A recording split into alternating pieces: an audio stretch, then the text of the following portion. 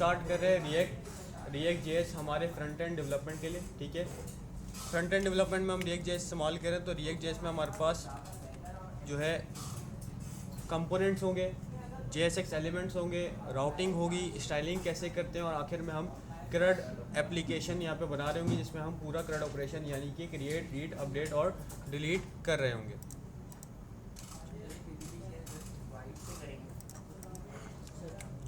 अच्छा, react JS है क्या? रिएक्ट जेएस जावास्क्रिप्ट की लाइब्रेरी है। ठीक है, अब लाइब्रेरी और फ्रेमवर्क का डिफरेंस क्या होता है? लाइब्रेरी और फ्रेमवर्क में ये डिफरेंस होता है कि फ्रेमवर्क आपके पास एक आर्किटेक्चर फ्लो डिफाइन होता है, आपको उसी फ्लो में चलना होता है। लाइब्रेरी में हम अपने हिसाब से फ्लो को मैनेज कर सकते हैं। ठीक है, रिएक्ट जेएस है क्या? रिएक्ट जेएस आपके पास फ्रंट एंड डेवलपमेंट के लिए इस्तेमाल करते हैं। ये ओपन सोर्स लाइब्रेरी है और इसको डेवलप और मैनेज फेसबुक कर रहा है। ठीक है, अच्छा, इसके कुछ फीचर्स हैं जिसमें हमारे पास JSX component, one way data binding, virtual DOM, simplicity और परफॉर्मेंस। ठीक है, एक एक करके डिस्कस करें। JSX है क्या? JSX आपके पास जावास्क्रिप्ट प्लस HTML दोनों साथ मिला के आप जब काम करते हैं तो वो आपके पास JSX होती है। तो जब भी हम फाइल बना रहे होंगे, यहाँ पे क्रिएट कर रहे होंगे, तो हमारे पास .jsx करके आपके पास एक्सटेंशन लगेगी। जिस तरह .html लगती है, .js लगती है, .css लगती है, इसी तरीके से यहाँ पे हम .jsx करेंगे। ठीक है, JSX क्या है? JSX आपके पास it allows you to write HTML like syntax directly and JavaScript. आप डायरेक्टली जावास्क्रिप्ट के अंदर आप HTML कर सकते हैं। ठीक है, लेकिन आपके पास ये HTML नहीं होती है, ये आपके पास HTML की तरह दिखती है लेकिन HTML नहीं होती है, और ये थोड़ी आपके पास स्ट्रिक्ट होती है, यानी कि इसमें आपको क्लोजिंग टैग्स आपको लगाने पड़ेंगे। तो क्लोजिंग टैग यानी कि क्लोजिंग टैग में आपके पास जो स्लैश आता है वो आपको लगाना पड़ेगा। ठीक है, जो हम इमेज और BR में अगर HTML में नहीं लगाते तो हमारे पास चल जाता है, लेकिन यहाँ पे नहीं चलेगा। वो प्रैक्टिकल जब हम कर रहे होंगे तो मैं आपको इसको एक्सप्लेन कर दूँगा। ठीक है, कंपोनेंट्स क्या होते हैं? Components are reusable piece of code. आपके पास रियूजेबल पीस ऑफ कोड होते हैं, यानी कि आप उसको दोबारा इस्तेमाल कर सकते हो अपने हिसाब से।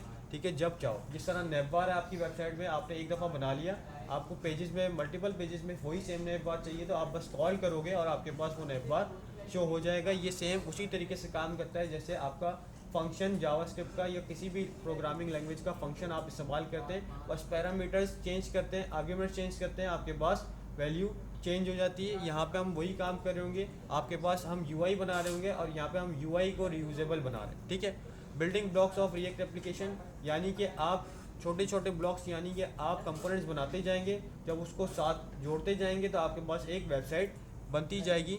Each component can manage its own content, presentation and behaviour, यानी कि आप जो कंपोनेंट बना रहे होंगे उस कंपोनेंट का जो कंटेंट होगा, यानी HTML के अंदर जो आप टेक्स्ट लिख रहे हो वो, ठीक है, उसकी प्रेजेंटेशन यानी CSS और बिहेवियर यानी जावास्क्रिप्ट वो खुद ही मैनेज कर रहा होगा।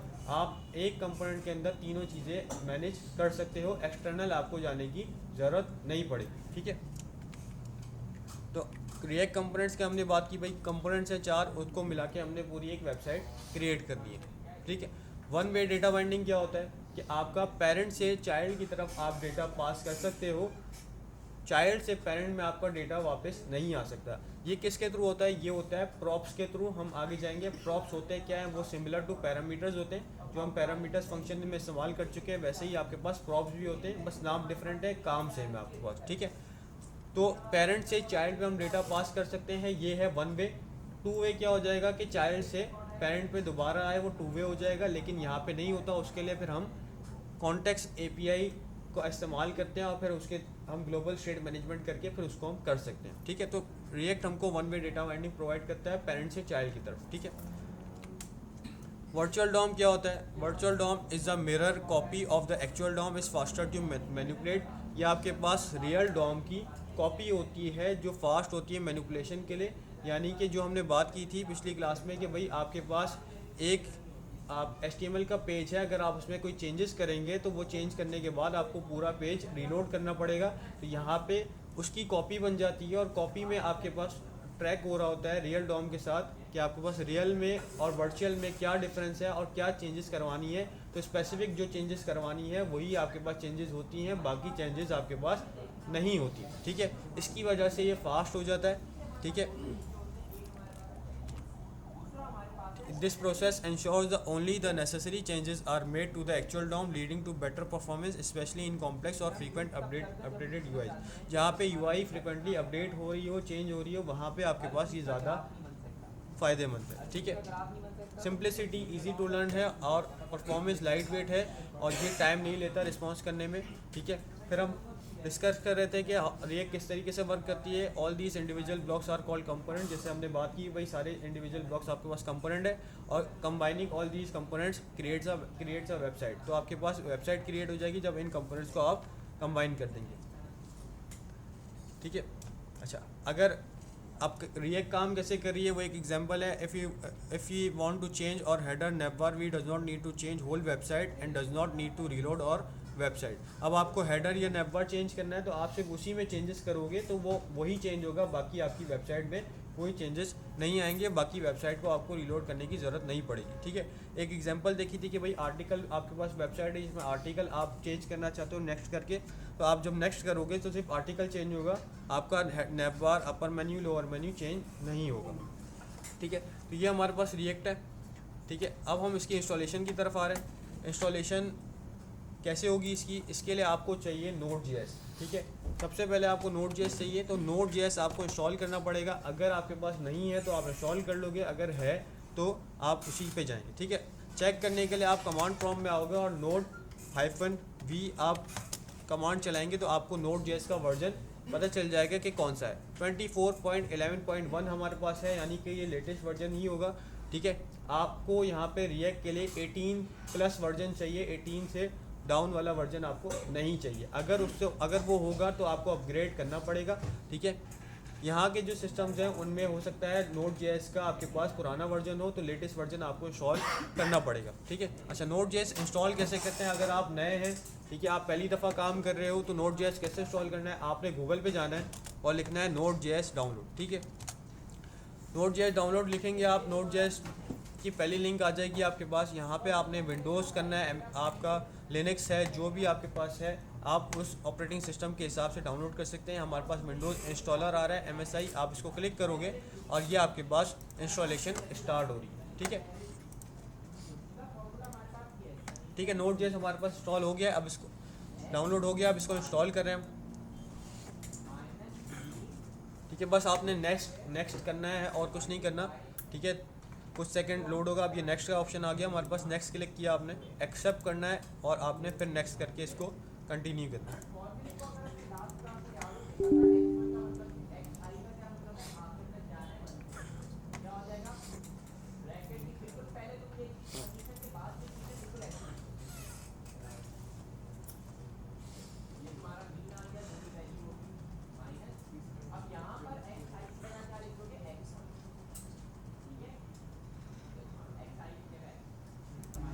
ठीक है, Node.js हमारे पास यहाँ पे इंस्टॉल हो गया और यहाँ पे आपके पास फिनिश का ऑप्शन आ रहा है, आप फिनिश करोगे, ये आपके पास इंस्टॉल हो चुका है। अच्छा, Node.js इंस्टॉल करने के बाद हमारा अगला काम जो है, हम अपना प्रोजेक्ट क्रिएट करेंगे, ठीक है। रिएक्ट का प्रोजेक्ट क्रिएट करने के लिए हम यहाँ पे वाइट का इस्तेमाल करते हैं। ये है क्या, इसको डिस्कस कर रहे हैं, ठीक है। वाइट आप यहाँ पे लिखोगे, ठीक है, तो आपको वाइट रिएक्ट मिल रहा है। आप सिर्फ वाइट भी लिखोगे तो आपको पता चल जाएगा क्या है, ठीक है। गेटिंग स्टार्टेड आ रहा है आपके पास, आप डायरेक्ट क्लिक करो यहाँ पे, तो यहाँ पे आ गया कि भाई is a build tool that aims to provide a faster and leaner development experience for modern web projects. अब ये क्या है, बिल्ड टूल है, ठीक है। ना ये फ्रेमवर्क है, ना ये लाइब्रेरी है, ना ये रन टाइम एनवायरनमेंट है, ये आपके पास क्या है, बिल्ड टूल है। बिल्ड टूल का काम क्या होता है कि आप जिस लाइब्रेरी या जिस फ्रेमवर्क के थ्रू आप कोई प्रोजेक्ट बनाना चाहते हैं तो उसके लिए आपको ये एक एनवायरनमेंट सेटअप करके देगा और प्रोजेक्ट सेटअप करके दे देगा आपको, ठीक है। तो हम यहाँ पे इसका इस्तेमाल कर रहे हैं वाइट का, ठीक है। और प्रोनाउंस किससे होता है, वीट नाम से ये प्रोनाउंस किया जाता है, ठीक है। तो वीट वाइट जो कहना है आप कह सकते हो, ठीक है। हमारा काम सिर्फ इससे काम निकलवाना है तो हम काम करेंगे, नाम पे फोकस नहीं करेंगे, ठीक है। तो वीट वाइट जो भी आपका है आप करेंगे। हम इंस्टॉलेशन करने के लिए आप स्क्रॉल करोगे यहाँ पे तो आपको कमांड यहाँ पे मिल जाएगी। एक दफ़ा कमांड आप देखेंगे, 2 दफ़ा देखेंगे, तीसरी दफ़ा आपको याद हो जानी चाहिए, ठीक है। कमांड क्या है आपके पास, npm create @latest। अब ये npm है क्या, npm है आपके पास नोड पैकेज मैनेजर, ठीक है। नोड पैकेज मैनेजर क्या है, आपने Node.js इंस्टॉल किया है, ठीक है। नोड जेएस के साथ आपको ये npm भी साथ में मिलता है। अगर आप चेक करना चाहें तो आप यहाँ पे कमांड प्रॉम्प्ट पे जाके npm -v, तो आपको यहाँ पे npm का भी वर्जन मिल जाएगा। 11.62 आपको npm साथ में मिल रहा है। अगर ये npm नहीं है आपके पास तो पैकेजेस आप इंस्टॉल नहीं कर सकते, ठीक है। तो ये पैकेज मैनेजर है, नोड पैकेज मैनेजर, ये सारे पैकेजेस आपको ला के देगा। आगे पूरा आपने जो मर्ज स्टैक है वो आपका npm पे ही चलेगा, यानी पैकेजेस जो आपको चाहिए वो npm से ही इंस्टॉल करने पड़ेंगे। तो npm हमारा मेन है अब, ठीक है। अच्छा, हम प्रोजेक्ट क्रिएट कर रहे हैं। प्रोजेक्ट क्रिएट करने के लिए हमने कमांड देखी कि npm create vite @latest, हमारे पास ये कमांड है, ठीक है। इंस्टॉलेशन के लिए हम यहाँ पे एक फोल्डर क्रिएट कर रहे हैं, न्यू फोल्डर। ये फोल्डर आपके बैच के नाम से यहाँ पे मैं रख रहा हूँ AI 202408B, ठीक है। अच्छा, दो तरीके हैं प्रोजेक्ट इंस्टॉल करने के, ठीक है। एक मतलब सेटअप करने के दो तरीके हैं, ठीक है। इंस्टॉलेशन के लिए तो कमांड सेम ही है, ठीक है। तरीका क्या है, क्या भाई, अगर आप चाह रहे हैं पहले प्रोजेक्ट का फोल्डर खुद क्रिएट करना चाह रहे हैं तो आप खुद क्रिएट कर लें। जैसे मैं यहाँ पे एक क्रिएट कर रहा हूँ फोल्डर क्या है मेरे पास, ठीक है, अपना प्रोजेक्ट 1, ठीक है। तो ये प्रोजेक्ट 1 के नाम से मैंने यहाँ पे एक फोल्डर क्रिएट कर लिया है। इसके अंदर अब मैं अपना प्रोजेक्ट सेटअप करूँगा। तो प्रोजेक्ट सेटअप करने के लिए आपको इस फोल्डर के अंदर आके cmd कमांड प्रॉम्प्ट ओपन करना है। तो cmd हम यहाँ पे ओपन कर रहे हैं और फिर आपने वो कमांड यहाँ पे आके पेस्ट कर देनी है जो हमारे पास कमांड है npm create vite @latest। तो npm space create space vite @latest हमारे पास यहाँ पे कमांड है। जब आप फोल्डर क्रिएट कर चुके हैं तो आपने यहाँ पे सिंपल स्पेस डॉट लगा देना है, तो आपका जो फोल्डर है उसी के अंदर आपका ये सेटअप हो जाएगा। अगर आप स्पेस डॉट नहीं लगाओगे तो ये उसके अंदर एक और नेस्टेड फोल्डर क्रिएट कर देगा, ठीक है। तो अभी मैंने लेटेस्ट पे डॉट कर दिया, तो जो भी मेरे पास फाइल्स होंगी इसकी फोल्डर स्ट्रक्चर है वो सब मेरा इसी फोल्डर के अंदर जो प्रोजेक्ट 1 का है उसके अंदर मेरे पास यहाँ पे क्रिएट हो जाएगा। अब हमारे पास यहाँ पे ऑप्शन आ रहा है सेलेक्ट अ फ्रेमवर्क, लिखा हुआ फ्रेमवर्क है, लेकिन हमारे पास में लाइब्रेरीज और फ्रेमवर्क मिक्स हैं। तो आपको जो भी फ्रेमवर्क चाहिए वो आप यहाँ पे सेलेक्ट कर सकते हो, जिसमें यहाँ पे हमारे पास एंगुलर भी आ रहा है, वेनिला भी आ रहा है, व्यू भी आ रहा है। हम जाएंगे रिएक्ट के साथ, ठीक है। रिएक्ट सेलेक्ट किया हमने, फिर हमारे पास यहाँ पे वेरिएंट है। आप जावास्क्रिप्ट रिएक्ट कंपाइलर या जावास्क्रिप्ट SWC किसी के साथ भी जा सकते हो, कोई मसला नहीं, ठीक है। तो रिएक्ट कंपाइलर स्पेसिफिकली आपको रिएक्ट के लिए तो आप इसके साथ जाना चाहें तो इसके साथ चले जाएं। रिएक्ट कंपाइलर जैसे ही आपने एंटर किया, अब ये आपसे एक्सपेरिमेंटल है तो एक्सपेरिमेंटल आपने इसको नो करना है। फिर इंस्टॉलेशन के लिए npm आपके पास यहाँ पे पैकेजेस है, पैकेजेस आपने इंस्टॉल करने हैं। तो ये येस आ रहा है या नो आ रहा है, हम यहाँ पे येस कर देंगे, यानी कि प्रोजेक्ट क्रिएट करते वक्त ही वो आपके सारे पैकेजेस इंस्टॉल कर ले। हमने कर दिया इसको येस। अब येस करने के बाद ये कुछ सेकंड लेगा, उसके बाद आपके पास आपका प्रोजेक्ट रन कर देगा, ठीक है। प्रोजेक्ट हमारे पास यहाँ पे रन कर चुका है, ठीक है। प्रोजेक्ट रन करने के बाद आपके पास यहाँ पे एक लोकल लिंक आपको मिल रहा है जो HTTP localhost 5173, ये हमेशा 5173 पे ही चलेगा आपके पास। तो आप इसको कॉपी करके क्रोम पे जाके अगर आप पेस्ट करेंगे तो आपको यहाँ पे आपकी वेबसाइट फ़िलहाल इनिशियली जो दी है वो आपको मिल जाएगी, जो कि एक काउंटर एप्लीकेशन आपके पास है, ठीक है। एक काउंटर एप्लीकेशन काउंट इज़ 0 1 2 3 4, आप इसको जब इंक्रीमेंट करेंगे तो ये चल जाएगा। तो बेसिक सा एक काउंटर एप्लीकेशन उन्होंने आपको बना के दिया हुआ है, ठीक है। तो हमारे पास यहाँ पे प्रोजेक्ट इंस्टॉल हो गया है। दूसरी बात ये थी कि हम जब प्रोजेक्ट इंस्टॉल कर रहे थे तो हमने बोला था भाई अगर आप फोल्डर क्रिएट करके कर रहे हैं तो आप स्पेस डॉट लगा देंगे, ठीक है। अगर आप फोल्डर क्रिएट नहीं कर रहे हैं, आप डायरेक्ट यहाँ पे चला रहे हैं कमांड, तो आपके पास क्या करना है, आपने दोबारा cmd ओपन करना है। इस दफ़ा आप स्पेस डॉट नहीं लगाओगे, आप डायरेक्ट लेटेस्ट के बाद एंटर करोगे तो वो आपसे प्रोजेक्ट नेम और प्रोजेक्ट डिटेल्स आपसे पूछेगा। जिस तरह यहाँ पे मैं कर रहा हूँ npm create space vite @latest, enter करेंगे, ठीक है। अब ये आपसे प्रोजेक्ट नेम पूछ रहा है, जो भी प्रोजेक्ट नेम है, जिस तरह यहाँ पे वीट प्रोजेक्ट है तो हमने वीट प्रोजेक्ट सेलेक्ट किया, एंटर करेंगे। अगर आप प्रोजेक्ट नेम कैपिटल में लिखोगे तो फिर ये आपसे पैकेज नेम पूछेगा। अगर आप इसको स्मॉल में लिखते हो तो फिर ये आपका वही पैकेज नेम रख देगा, आपसे पैकेज नेम नहीं पूछेगा। अगर आपने ये नहीं किया तो ये आपसे कैपिटल अगर लिखा है तो स्मॉल में आपके पास पैकेज नेम लिखना पड़ता है, तो पैकेज नेम अलग से पूछेगा, फिर पैकेज नेम अलग डिफाइन करना पड़ेगा। तो इससे अच्छा आप शुरू में ही आपका जो भी प्रोजेक्ट नेम है वो आप स्मॉल में ही लिखें, ठीक है। फिर यहाँ पे वही तरीका है कि भाई रिएक्ट सेलेक्ट किया, फिर रिएक्ट कंपाइलर सेलेक्ट किया, फिर नो किया, फिर आपने येस किया, और फिर ये इंस्टॉलेशन दोबारा स्टार्ट हो जाएगी, आपका प्रोजेक्ट वापस क्रिएट हो जाएगा, ठीक है। अच्छा, हम आ जाते हैं अपने प्रोजेक्ट के ऊपर। ये इंस्टॉलेशन इसी तरीके से होगी, वैसे ही आपका प्रोजेक्ट रन कर जाएगा, ठीक है। तो फिलहाल मैं इसको यहाँ पे क्लोज कर रहा हूँ, ठीक है। प्रोजेक्ट 1 हमने स्टार्ट किया था। इस प्रोजेक्ट 1 के अंदर आके हमने इस यहाँ पे जो आपको फोल्डर नज़र आ रहा है नोड मॉड्यूल्स पब्लिक एसआरसी बाकी फाइल, यहाँ से आपने इसको वीएस कोड में ओपन करना है। आपने इसको जहाँ पे प्रोजेक्ट बनाया है वहाँ से ओपन नहीं करना, ठीक है। आप इसकी मेन डायरेक्टरी रूट डायरेक्टरी में जाके फिर इसको ओपन करेंगे। यहाँ पे आपने CMD लिखा, और CMD लिखने के बाद कमांड VS कोड में ओपन करने के लिए कोड स्पेस डॉट एंटर करेंगे, आपके पास ये VS कोड में आपका ओपन हो जाएगा, ठीक है। बाकी सारे टर्मिनल्स हम यहाँ पे क्लोज करें, जो हमारा प्रोजेक्ट चल रहा था वो भी हम यहाँ पे क्लोज करें टर्मिनल में। यहाँ से हम इसको खुद ही रन करेंगे। पहली दफ़ा इसने पैकेज इंस्टॉल किए और आपको रन करके दे दिया, हम खुद इसको रन करेंगे, ठीक है। तो इसको हमने क्लोज कर दिया। अच्छा, फोल्डर स्ट्रक्चर के ऊपर हम आ रहे हैं। आपके फोल्डर स्ट्रक्चर है क्या, आपका किससे काम है, ठीक है, और आपने किन चीज़ों को नहीं छेड़ना, ठीक है। ये फोल्डर स्ट्रक्चर है, हमारे पास कुछ फाइल्स हैं हमारे पास। सबसे पहले तो हम इस प्रोजेक्ट को रन कर लेंगे। प्रोजेक्ट रन करने का क्या तरीका है, npm run dev, npm space run space dev। अच्छा, ये आपको पता कैसे चलेगा कि भाई ये डेव से स्टार्ट होगा या फिर npm स्टार्ट से स्टार्ट होगा या कोई और कमांड। ये आप package.json के अंदर आएंगे यहाँ पे, तो आपको यहाँ पे स्क्रिप्ट से मिलनी है, ठीक है। स्क्रिप्ट के अंदर आपको यहाँ पे डेव लिखा हुआ है, तो डेव यानी कि ये आपका डेव से चलेगा। अगर स्टार्ट लिखा होता तो ये स्टार्ट से चलता है। स्टार्ट क्या होती है कमांड, npm स्टार्ट लिखोगे तो प्रोजेक्ट स्टार्ट हो जाएगा।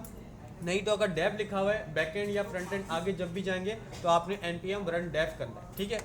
अच्छा, कुछ अगर आप गिटहब के प्रोजेक्ट के ऊपर अगर काम कर रहे हो, कोई आपने पुराना रिएक्ट का प्रोजेक्ट उठाया तो वो npm स्टार्ट से चलता है। तो अगर आपको नहीं पता तो आप package.json के अंदर जाएं, वहाँ पे चेक करें स्टार्ट है या डेव है, जो लिखा होगा उससे आप कमांड रन कर लेंगे। हम क्या करेंगे, npm रन स्पेस डेव, ठीक है। अच्छा, अब ये आपके पास ज़्यादातर एरर आता है,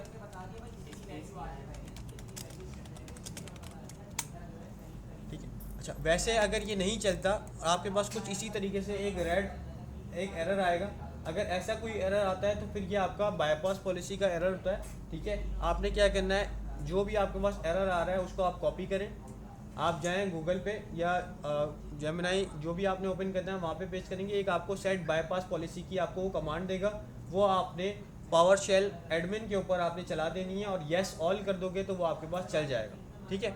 आगे अगर कोई इशू अगर आएगा इशू तो हम उसको देख लेंगे, फिर मैं आपको बता दूंगा। फिलहाल ये वो एरर नहीं है तो इसलिए वो आपके पास कमांड भी नहीं आएगी, ठीक है। तो npm रन डेव करके हमने स्टार्ट किया यहाँ पे, तो आपके पास वही लिंक आपके पास दोबारा आ गया, ठीक है। इसको अब दोबारा कॉपी करने की ज़रूरत नहीं है क्योंकि हमारा प्रोजेक्ट पहले से ही यहाँ पे रन कर रहा है। आप इसको Ctrl+R रीलोड करो एक दफ़ा तो आपके पास ये चल जाएगा, ठीक है।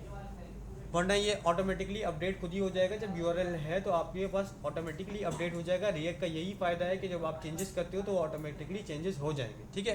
रीलोड करने की ज़रूरत नहीं पड़ती, ठीक है। अच्छा, अब यहाँ पे जब आपने प्रोजेक्ट रन किया है तो यहाँ पे आपसे ये कह रहा है कि भाई एडिट करना है। अगर आपने तो आप एडिट करना है अगर आपने तो आप SRC के फोल्डर में जाएं और वहाँ पे आपको app.jsx मिल जाएगा, उसमें जाके चेंजेस करें और सेव कर दें तो यहाँ पे आपके पास चेंजेस हो जाएंगे, ठीक है। तो चेंजेस करने के लिए SRC के फोल्डर के अंदर जाना, ठीक है।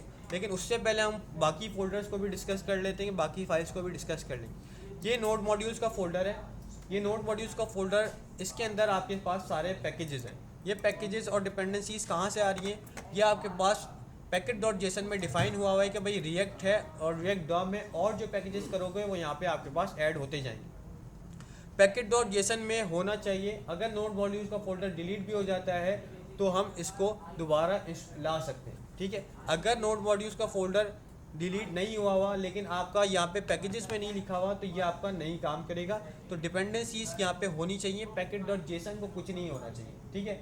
तो मेन package.json है, वो होगी तो आप नोड मॉड्यूल्स का फोल्डर दोबारा भी ला सकते हो, ठीक है। तो नोड मॉड्यूल सारे पैकेजेस हैं, इससे हमारा कोई लेना देना नहीं है, इसमें कोई चेंजेस हमने नहीं करने। फिर पब्लिक का फोल्डर है, ये पब्लिक के फोल्डर के अंदर आप अपनी सारी स्टैटिक फाइल्स रखेंगे जिसमें आपको चेंजेस नहीं करवाने, ठीक है। इमेजेस, वीडियोस, ऐसी कोई चीज़ जो आपने अपनी वेबसाइट पे डिस्प्ले करवानी है, सिर्फ डिस्प्ले करवानी है, तो आप वो यहाँ पे रख सकते हैं, ठीक है। यहाँ पे फ़िलहाल vid.svg एक लोगो रखा हुआ है, ठीक है। इसके अलावा हम जितने भी अपनी इमेजेस होंगी, वीडियोज़ होंगे, फाइल्स होंगी जो सिर्फ आपको डिस्प्ले करवाने के लिए रखनी है, तो वो यहाँ पर हम रख देंगे, ठीक है। SRC के फोल्डर के ऊपर हम सबसे लास्ट में आएंगे। फिर यहाँ पे गेट इग्नोर की फाइल है, ये गिटअप के लिए है, जो चीज़ हमको गिटअप पे अपलोड नहीं करनी, जिस तरह नोड मॉड्यूल्स।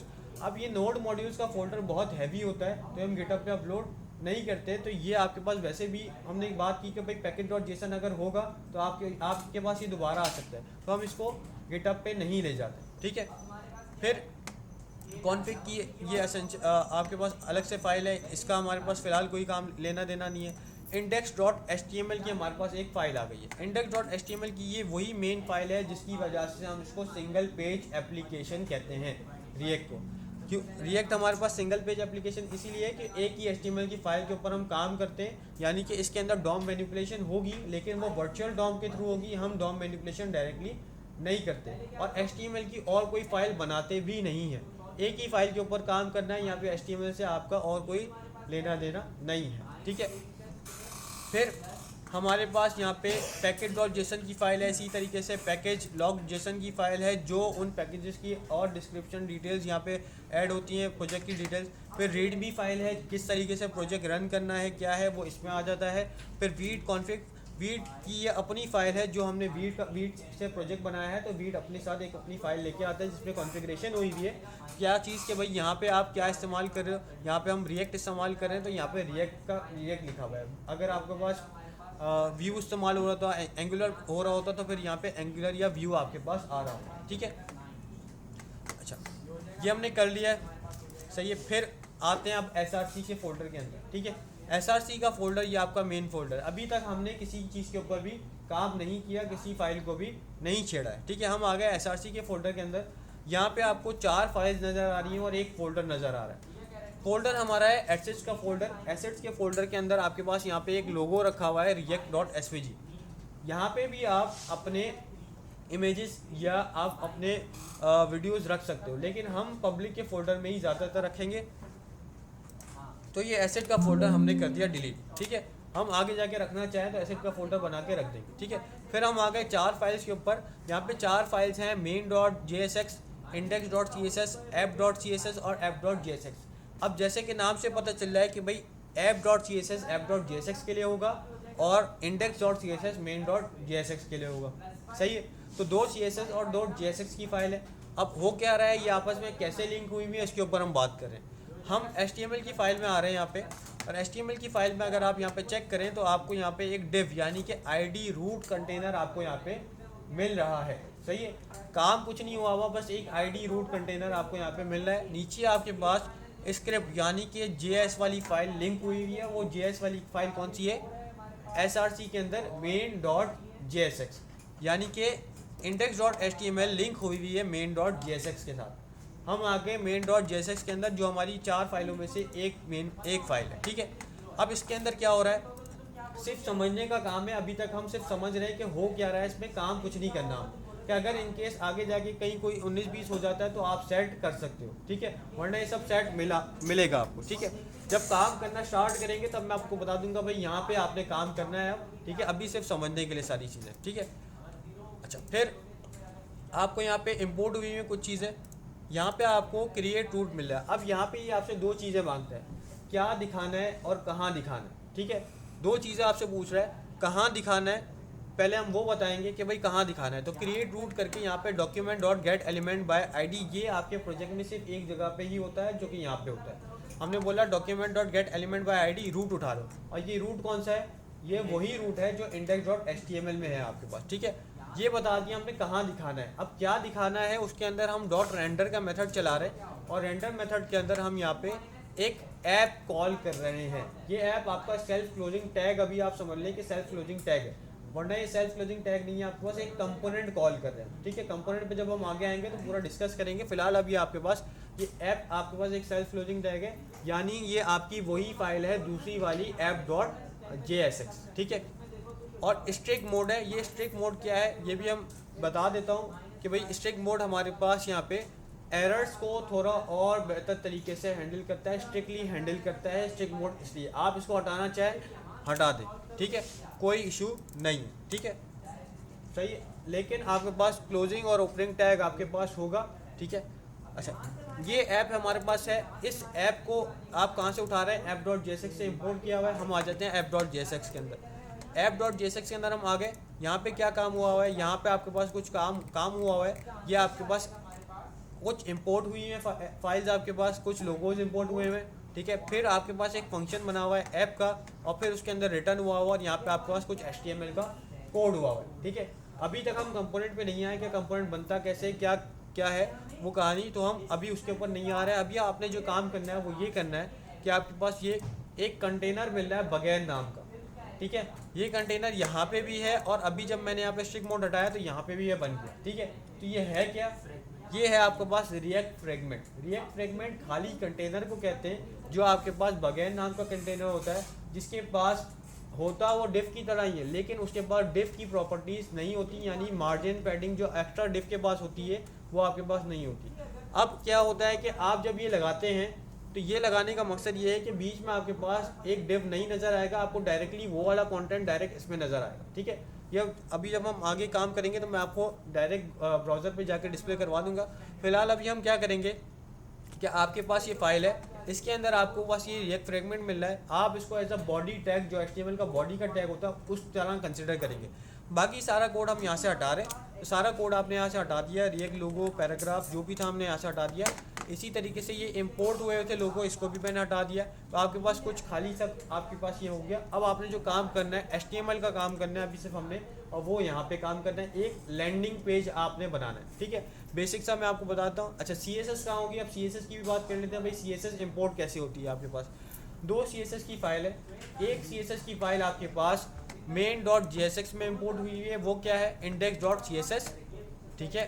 और दूसरी आपके पास जो है वो आपके पास है app.css, ठीक है। main.jsx में आपने अगर CSS इंपोर्ट करनी है या आपने किसी भी फाइल में अपनी CSS इंपोर्ट करनी है तो उसका तरीका क्या है, आप लिखोगे इंपोर्ट के बाद आपने लगाना है स्ट्रिंग, सजेशन नहीं आएगा आपको यहाँ पे, ठीक है। फाइल का सजेशन CSS फाइल का नहीं आएगा, बाकी सारी फाइल्स का आएगा आपके पास। तो डॉट/ किया आपने, app.jsx आ रहा है सजेशन, क्योंकि JSX आपके पास है, CSS भी साथ में है लेकिन सजेशन नहीं आ रहा। तो आपको पता होना चाहिए CSS फाइल आपकी कहाँ पे रखी हुई है, app.jsx के साथ रखी हुई है, अंदर किसी फोल्डर में रखी है, पहले किसी फोल्डर में रखी है, तो वो हम उस तरीके से खुद ही पता करेंगे कि कहाँ रखी है। अभी हमने क्या करना है, ऐप हमारा index.css है तो index.css हमने कर दिया, ये लिंक हो गई आपको index.css, ठीक है। इसी तरीके से app.jsx में भी यहाँ पे आपके पास लिंक हुई हुई है, आपके पास app.css, सेम तरीका import.app.css। छेड़ना नहीं है फिलहाल, आपने कुछ नहीं करना। इस फिलहाल काउंटर को भी आपने यहाँ से हटा देना है। एक क्लियर फोल्ड आपको एक फंक्शन नज़र आ रहा है कि एक फंक्शन है रिटर्न हो रहा है, उसके अंदर रिटर्न के अंदर हम यहाँ पे काम करेंगे, ठीक है। अच्छा, UI देख लेते हैं। आपके पास UI कुछ खाली सी नज़र आएगी आपके पास, या कुछ भी नज़र नहीं आएगा, ठीक है। अच्छा, जब आपको कुछ नज़र नहीं आ रहा स्क्रीन पे, ठीक है, तो इसका मतलब ये नहीं है कि आपको नज़र नहीं आ रहा, आप अंधे नहीं हुए हैं, आपके पास जो है एरर आ रहा है आपकी वेबसाइट के अंदर, ठीक है। कंसोल के अंदर जाके चेक करोगे, अगर ये खाली है तो इसका मतलब यहाँ पे कुछ काम किया हुआ नहीं है, ठीक है। अगर तो एरर वाइट स्क्रीन आएगी तो आपका एरर है, UI का एरर है, वो आपको यहाँ पे कंसोल में नज़र आएगा, ठीक है। अच्छा, कुछ काम कर लेते हैं थोड़ा सा हम, ठीक है। तो यहाँ पे हम नैप बार बना रहे हैं, तो मैंने बनाया नैप एक, इसके अंदर मैंने एक लोगो लगाना है तो मैंने लगा दिया यहाँ पे इमेज का टैग। इसके अंदर फिर मेरे पास इमेज आ जाएगी, और इमेज में फ़िलहाल मैं यहाँ पे पब्लिक वाली इमेज रख रहा हूँ। पब्लिक वाली इमेज, अब यहाँ पे आसान है बहुत तरीका कि भाई आपके पास जो पब्लिक के अंदर अगर आप इमेजेस या कुछ भी रखो तो आप उसको आसानी से लगा सकते हो। क्या करना है, बस आपने कुछ भी डायरेक्टरी का नाम नहीं देना, आपको पता है पब्लिक है तो आपने बस स्लैश लगाया, और स्लैश के बाद पब्लिक के अंदर अगर फोल्डर है तो फोल्डर डिफाइन करोगे, नहीं तो डायरेक्ट है तो आपने डायरेक्ट लिख दिया भाई वीट.svg। इमेजेस बहुत आसान है लिंक करना। अगर आप अपने SRC के फोल्डर के अंदर रखोगे तो फिर आपको अलग से इंपोर्ट करना पड़ेगा, इंपोर्ट करने के बाद आपको फिर लगानी पड़ेगी। तो ये अगर आप पब्लिक के फोल्डर के अंदर रखेंगे तो बस आपने स्लैश लगा के आगे नाम लिख दिया, ये लिंक हो गया। चेक कर लें, यहाँ पे लोगो आपके पास नज़र आ रहा है, ठीक है। फिर क्या करना है, हमने एक यूएल बनाना है, ठीक है।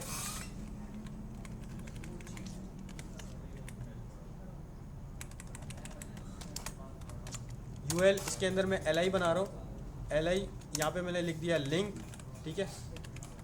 4 लिंक्स बना लिए, ठीक है। फिर मेरे पास एक डिव आ जाएगा जिसमें हमारे पास एक्शन बटन होंगे, तो आपके पास BTNS, इसके अंदर हमारे पास 2 बटन आ जाएंगे। तो बटन हमने लिख दिया बटन लॉगिन, ठीक है, और साइन अप, ठीक है। एक यूआई मेरे पास बन गई है। अब इसको स्टाइल करना है। अभी जो स्टाइलिंग आ रही है सेंटर में आ रहा है, जो भी चीज़ आपके पास हुई है ये आपके पास जो CSS पहले से हुई थी उसकी वजह से आ रहा है, ठीक है। तो हम क्या करेंगे, हम पुरानी CSS को हटा देंगे। आप शुरू में काम करोगे तो आपको ये लगेगा मैं CSS कर रहा हूँ लेकिन हो नहीं रही, ठीक है। वो हो इसलिए नहीं रही होगी कि आप जब CSS आपके पास जो main.css और index.css की फाइल है इसके अंदर पहले से ही कुछ CSS हुई हुई है। तो हमने क्या करना है, पुरानी CSS को हटा देना है। app.css में जाके मैं यहाँ से पूरी CSS यहाँ से हटा, अब आगे आप चेक करोगे तो ये आपके पास कहाँ चला गया, लेफ्ट साइड पे चला गया। अभी भी CSS लगी हुई है, तो ये CSS कहाँ है, index.css में। अगर आपको अच्छी लग रही है आप रहने दें, नहीं तो नहीं अच्छी लग रही तो बाकी का कंटेंट आप हटा दें यहाँ से। जितना आपको लग रहा है कि भाई ये वाला सही है, इतना इतना रहने दो, बाकी का हटा दो, या पूरा ही हटाना है पूरा ही हटा दो, आपकी मर्जी है, ठीक है। तो सेंटर में जो आ रहा था वो मैंने हटा दिया। अगर आप चाहो तो ये रूट वाला जो आपके पास आ रहा है इसको भी आप हटा सकते हैं, ठीक है। क्लियर हो गया ये, सही है। हमारे पास अब बिल्कुल CSS कुछ भी नहीं हुई, हम CSS करेंगे यहाँ पे अब, ठीक है। और इसको थोड़ा सा सेट कर रहे हैं। CSS कहाँ पे करनी है आपने, app.jsx में हम आ गए, ठीक है। इसके अंदर हम यहाँ पे CSS कर रहे हैं, CSS कर रहे हैं हम यहाँ पे। अब ये नैव है मेरे पास, तो नैव को मैं टारगेट करके और इसको मैं डिस्प्ले फ्लेक्स कर रहा हूँ, ठीक है। तो मैंने करा नैव को टारगेट और नैव करके मैंने यहाँ पे कर दिया डिस्प्ले फ्लेक्स, ठीक है। डिस्प्ले फ्लेक्स किया तो सब एक लाइन में आ गया। जब भी हमें कोई चीज़ एक लाइन में चाहिए, जिस तरह अब ये UL है, ये UL मेरे पास एक के नीचे एक आ रहा है, मुझे ये सारा एक लाइन में चाहिए, तो आप डायरेक्ट उसको डिस्प्ले फ्लेक्स कर दें, ठीक है। तो हम UL को भी टारगेट करेंगे कि भाई नैव के अंदर हमारा एक UL है, उसको भी आप डिस्प्ले कर दो फ्लेक्स, सही है। ये भी फ्लेक्स कर दिया हमने, ठीक है। और क्या करना है भैया, आपने बैकग्राउंड कलर देना है नैव को, तो बैकग्राउंड कलर हम यहाँ पे दे देंगे। तो नैव के अंदर हमने यहाँ पे बैकग्राउंड कलर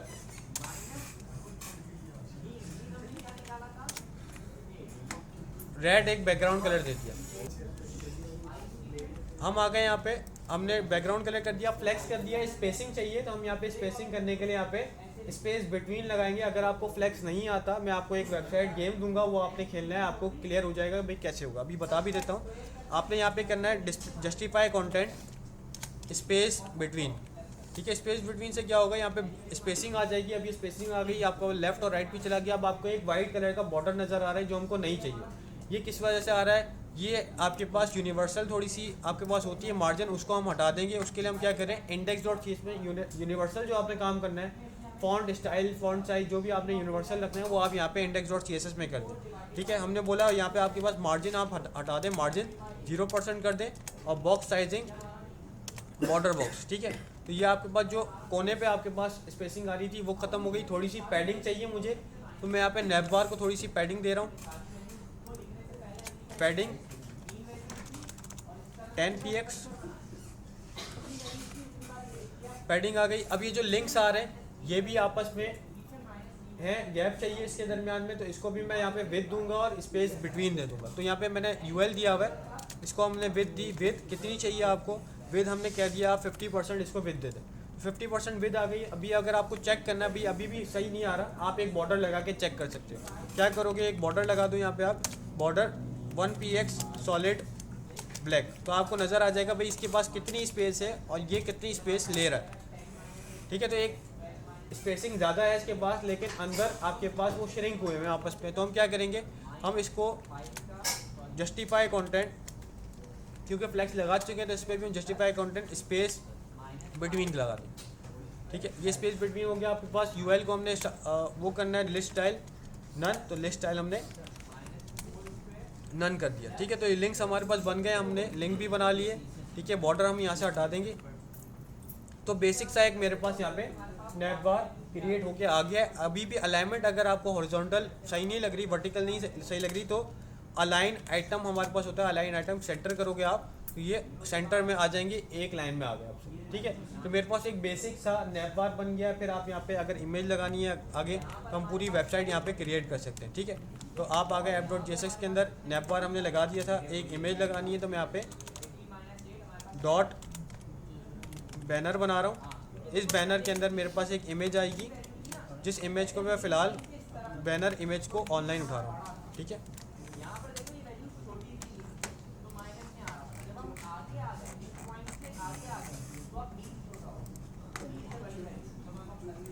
कॉपी पाथ या कॉपी इमेज एड्रेस किया हमने और यहाँ पे आके हम पेस्ट कर देंगे। ठीक है, अब ये विद आपके पास आउट जा रही है, तो विद 100% करोगे जब आप इसकी, तो ये अपने पेरेंट डेफ की विद ले लेगा। तो हम क्या करेंगे, अपने app.css में दोबारा आएंगे।